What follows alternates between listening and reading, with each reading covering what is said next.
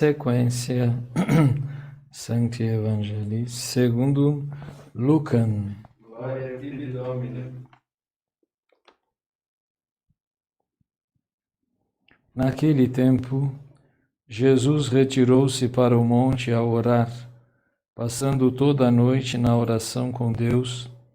Quando rompeu o dia, chamou seus discípulos e escolheu 12 de entre eles, os quais pôs o nome de apóstolos: Simão, a quem deu o sobrenome de Pedro, e André, seu irmão, Tiago e João, Filipe e Bartolomeu, Mateus e Tomé, Tiago, filho de Alfeu, Simão, chamado o Zelador, Judas, irmão de Tiago, e Judas o Iscariotes, que foi o traidor.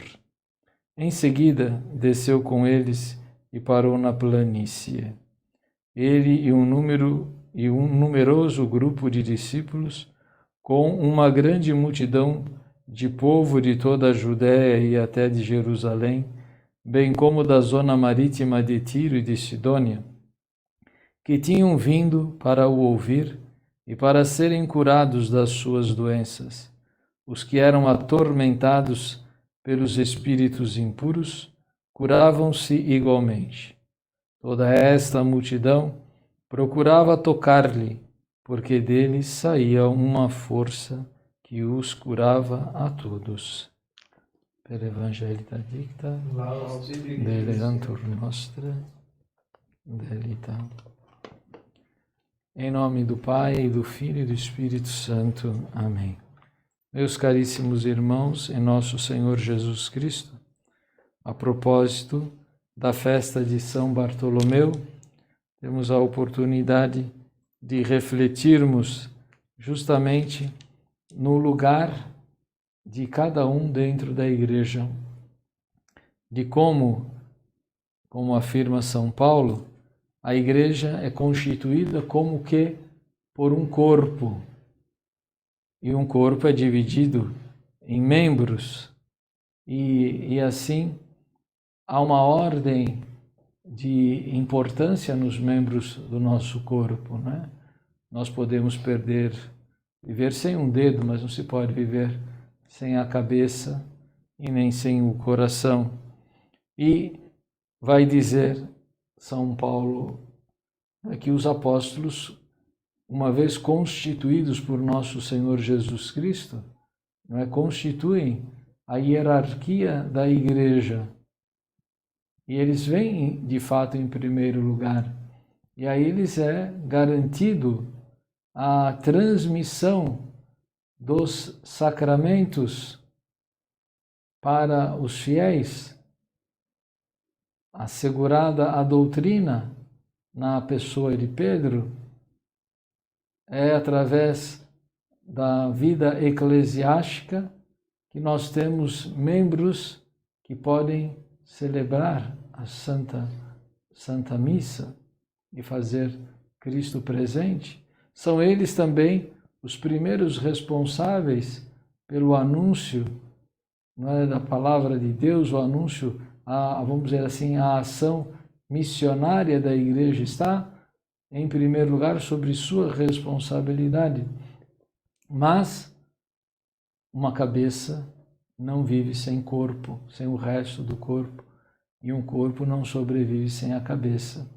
E por isso, entre a hierarquia e os fiéis leigos da igreja há uma integridade, uma integração, uma unidade que se constitui a grande força da igreja.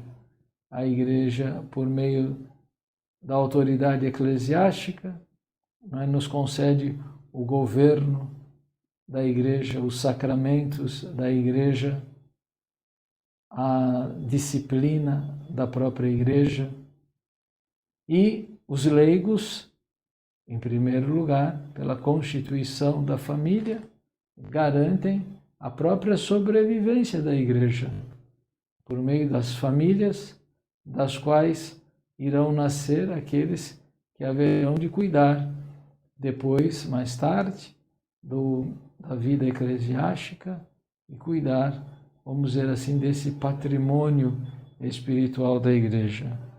É muito importante que nós tenhamos sempre isto em vista e não queiramos, como alguns querem, ou até muitos nos dias de hoje querem, não é fazer uma divisão dentro da igreja, como se desse lado aqui são os padres, ali são os leigos, esse é de um time, esse é de outro time, né?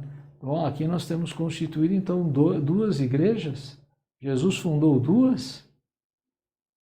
Vocês vão encontrar aonde? Vão encontrar essa e esta.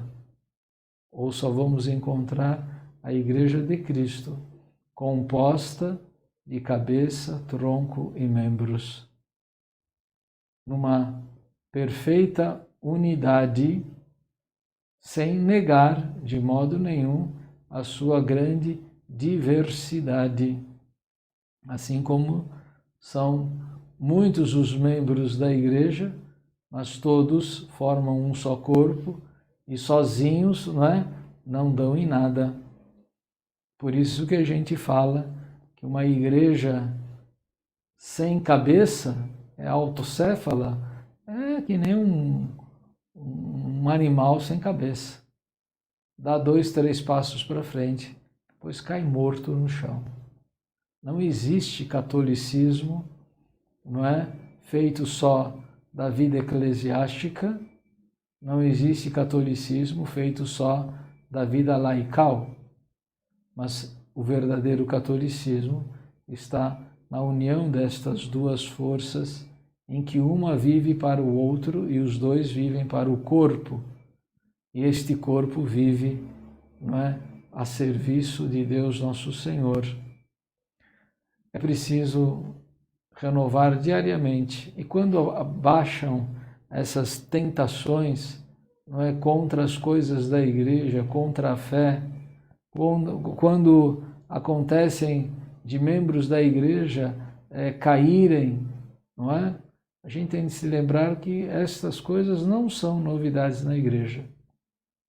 Já desde os 12 apóstolos, um deles traiu nosso Senhor, abandonou e perdeu a fé, transformou o seu seguir a nosso Senhor, apenas uma desculpa para obter dinheiro para si mesmo. Mas a igreja não deixou de existir. Ele teve muitas chances de se converter. E se não o fez, então azar é o dele. Aí foi culpa dele mesmo.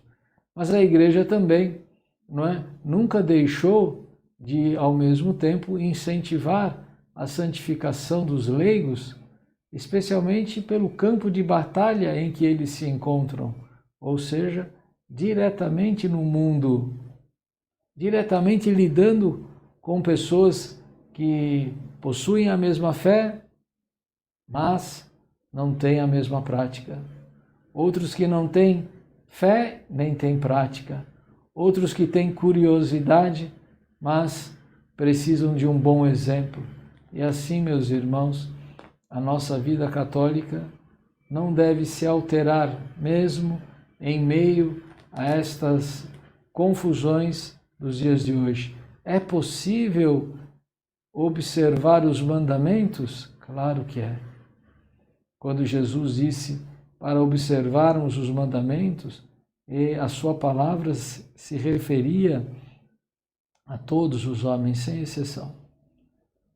Os homens do seu tempo, os homens anteriores ao tempo de Jesus e os homens posteriores. E, portanto, todos nós sim podemos viver a doutrina de Cristo, mesmo num mundo tão confuso e muitas vezes tão afastado das virtudes. Que São Bartolomeu nos ajude a viver de modo coerente com os ensinamentos de nosso Senhor Jesus Cristo. Em nome do Pai, do Filho e do Espírito Santo. Amém.